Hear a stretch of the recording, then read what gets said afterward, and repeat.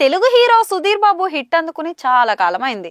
ఇప్పుడు ఆయన జటాధర సినిమాతో ప్రేక్షకుల ముందుకైతే రాబోతున్నారు. ఈ టైటిల్ చూడగానే ప్రేక్షకులకు డివైన్ వైబ్ అయితే వచ్చేస్తుంది. నిజానికి టైటిలే సినిమాకు హైప్ క్రియేట్ చేస్తుంది. ఆధ్యాత్మిక టచ్ ఉన్న ఈ సినిమాతో భారీ హిట్ అందుకోవాలని సుధీర్ బాబు ప్రయత్నిస్తున్నాడు. ఈ సినిమాలో బాలీవుడ్ హీరోయిన్ సోనాక్షి సిన్హా కీలక పాత్ర అయితే పోషిస్తోంది. శివుడికి సంబంధించిన టైటిల్ సోనాక్షి కూడా ఉండడంతో ఇది తెలుగుతో పాటు హిందీలో కూడా రూపొందిస్తున్నారు. ఇటీవల మేకర్స్ టీజర్ కూడా రిలీజ్ చేశారు. ఈ టీజర్ కు మంచి రెస్పాన్స్ వస్తుంది. దర్శకుడు వెంకట్ కళ్యాణ్ ఈ సినిమాను డివోషనల్ బ్యాక్ డ్రాప్ లో అయితే తెరకెక్కిస్తున్నారు. ఈ టైటిల్ తోనే ప్రేక్షకుల దృష్టి తమపై పడేలా చేసుకున్నారు. ఇక ఎలాగైనా ఈ సినిమాతో తన సత్తా చాటుకోవాలని సుధీర్ బాబు అయితే భావిస్తున్నారు. కెరీర్ లో ఇదొక టర్నింగ్ పాయింట్ కావాలని ఆయన అనుకుంటున్నారు. జటాధర లాంటి పవర్ఫుల్ టైటిల్ తో మళ్ళీ సక్సెస్ ట్రాక్ ఎక్కావాలని సుధీర్ బాబు అయితే కోరుకుంటున్నారు. మరోవైపు నటుడి నిఖిల్ సిద్ధార్థ్ కూడా సాలిడ్ హిట్ చాలా అవసరం. ఆయన ఇప్పటికే కార్తికేయ సినిమాలతో